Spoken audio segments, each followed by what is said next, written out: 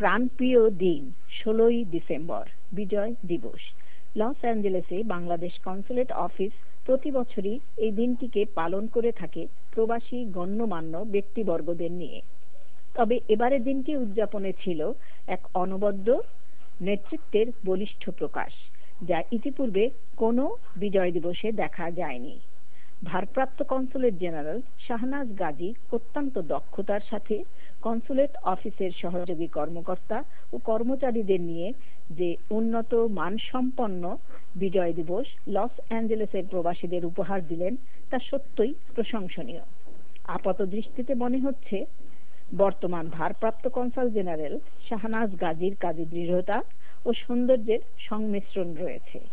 প্রথমত, ইতিপূর্বে কোনো বিজয় দিবস উদযাপনে কনসুলেট অফিসে এত প্রচুর সংখ্যক প্রবাসীর সমাগম ঘটেনি।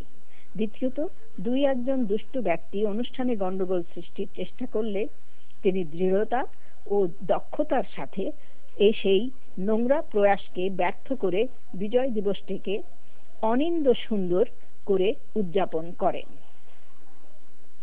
ভারপ্রাপ্ত consul general Shahnaz Gazi Los অ্যাঞ্জেলেসে কার্যভার গ্রহণ করার পর এটাই তাঁর প্রথম পরিচালিত অনুষ্ঠান এবং তিনি তার যোগ্যতার স্বাক্ষর রাখলেন দুষ্টের দমনে এবং অনবদ্য ও অন্যতম অনুষ্ঠান পরিচালনায়।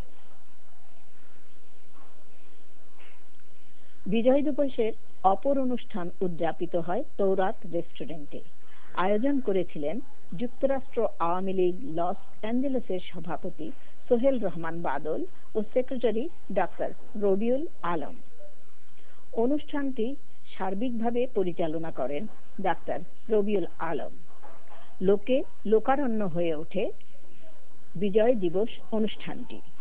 অবশেষে রেস্টুরেন্টের ভিতরে স্থানের অভাব হওয়াতে প্রবাসী বাঙালিরা রেস্টুরেন্টের বাহিরে দাঁড়িয়ে অনুষ্ঠানে অংশগ্রহণ করেন।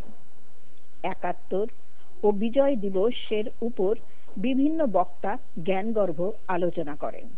জাতির পিতা বঙ্গবন্ধু শেখ মুজিবুর রহমানের জীবন দর্শন নিয়ে আলোচনা ও তার প্রতি শ্রদ্ধা নিবেদন ছিল এই বিজয় দিবস উদযাপনের এক অন্যতম দিক। সুচারুরূপে পরিচালনায় সোহেল রহমান বাদল ও ডাক্তার রবিউল আলম বিজয় দিবস উদযাপন সার্থক করে তোলেন। বিজয় দিবসের তাৎপর্যকে গুরুত্ববহ করে তুললেন লস অ্যাঞ্জেলেসের প্রবাসী